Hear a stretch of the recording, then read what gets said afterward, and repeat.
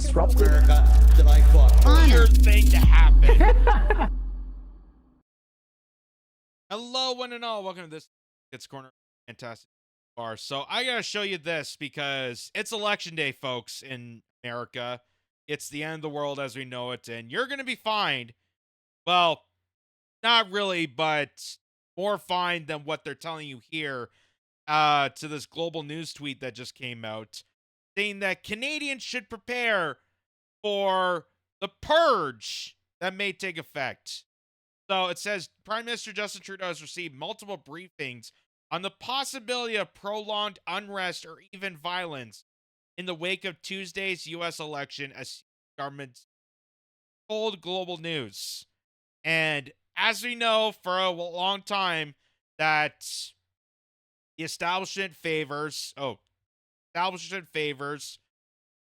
chaos. It breeds off chaos. It wants people to engage and wants people to epitomize each other. That's what they've been doing this whole entire campaign, is to make it so that whoever wins the election, half the country is going to be devastated, half the country is going to be grateful, and there's going to be butting heads no matter what. But rather than coming to terms and actually telling people that, hey, we actually need to unite together, one and all, whether you vote for Kamala Harris or Donald Trump, to fix the disastrous problems, because let's face it, the government is useless on this, and they will continue to epitomize you. They'll continue to throw you under the bus, regardless of who's in power. They're going to rain off alarm bells to try to make this into a worst case scenario and make people so fearful and paranoid that they need more authoritarianism in their life. They need more security tactics, according to here. So Prime Minister Justin Trudeau has received multiple briefings on the possibility of prolonged unrest or even violence in the wake of Tuesday's U.S. election, as senior government source told Global News. It's the third scenario that has been discussed by senior officials, cabinet ministers, and the Prime Minister in the event either Donald Trump nor Kamala Harris wins a decisive victory Tuesday night. Just 8 years ago, it would have been seen remarkable that the Canadian government was spending the time at the most senior levels discussing the possibility of dramatic instability following a U.S. presidential election, be it widespread protests, uncertainty the winner, or even political violence. Trump's victory in 2016 and the chaos of the following years accumulated in the attack of the U.S. Capitol on January 6, 2021, has changed that. Of course, the Canadian government, the Canadian media, just like the American media, because they just parody each other, is never actually going to tell you the truth about January 6th. Unlike me, who has to come from a shoestring, smart aleck Canadian podcaster who's doing this in his basement, has to inform you that there was federal agents posing as civilians. The whole thing was manufactured, just like the fake kidnapping of Gretchen Whitmore, just like all the other phony attacks that smell of federal agencies that are all manufactured to build up to this case. And they're trying to use January 6th as an excuse that even if Donald Trump does get elected this on Tuesday here, which would be today, depending on when you're watching this, they're trying to use that as an excuse to disqualify him from even getting inaugurated, which is unconstitutional.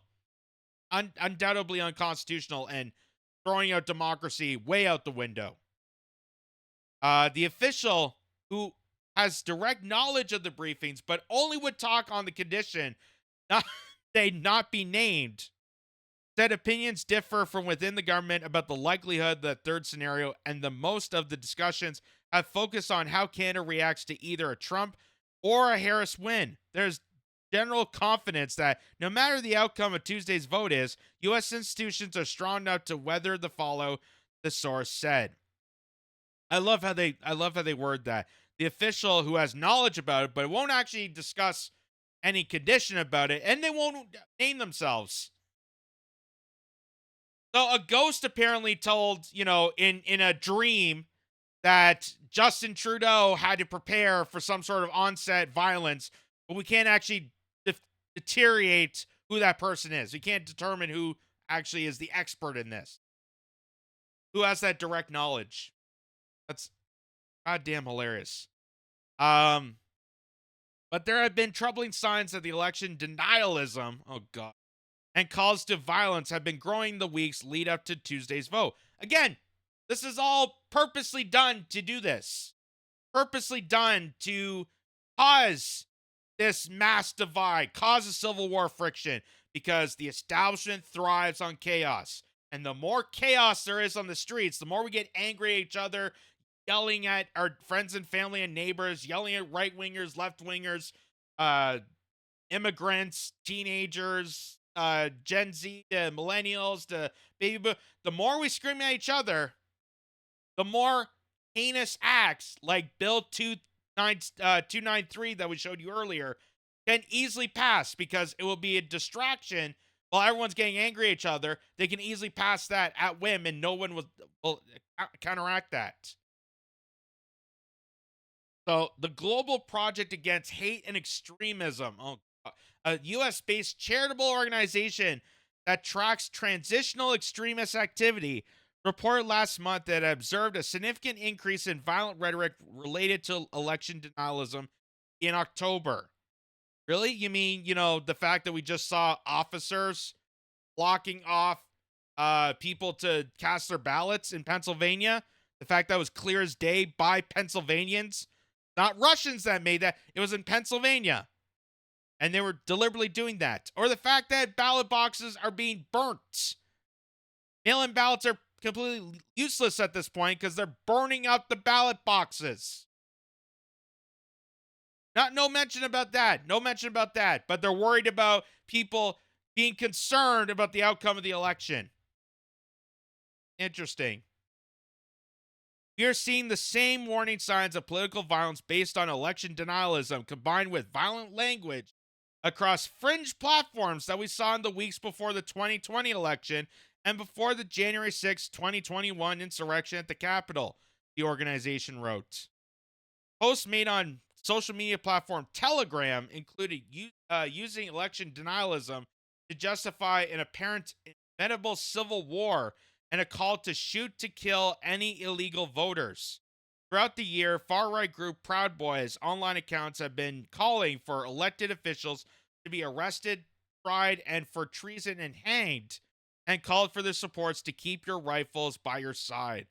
Trudeau's office declined to respond to the detailed questions from Global News for this piece. Instead, the Prime Minister's office pointed to Trudeau's comments last month on a Village Media podcast. I've been very careful about making sure that Americans know that this is up to their choice to make. And my job as a Canadian Prime Minister is to stand up for Canada, whoever they elect.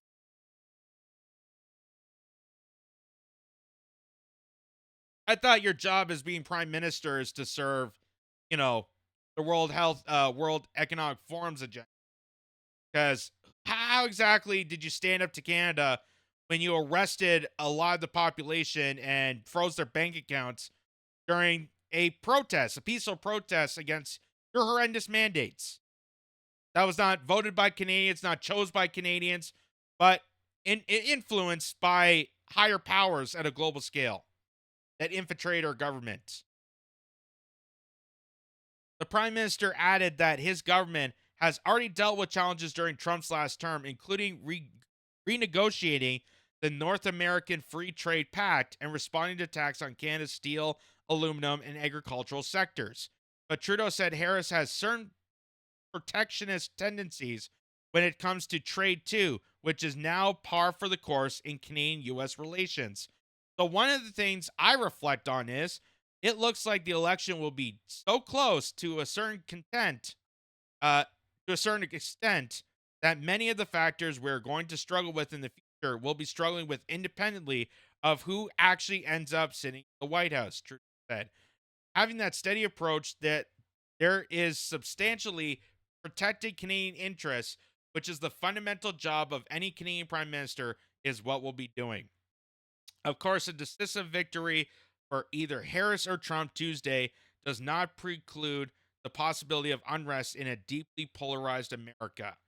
Even before polls open, Trump has been basically telling his followers and that the Democrats' plan to steal the election repeatedly is unfounded, claim that the 2020 election was stolen for President Joe Biden. It does not seem likely that Trump will graciously concede defeat.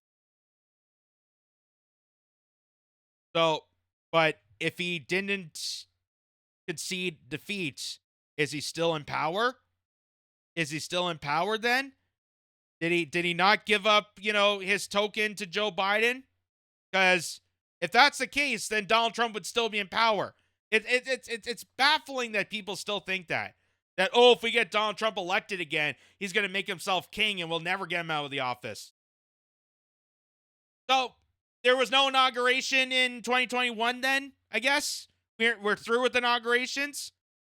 Or how about the fact that Jamie Raskin is proposing with his Democratic cohorts to annihilate Donald Trump's potential. If he wins the election, he won't be inaugurated.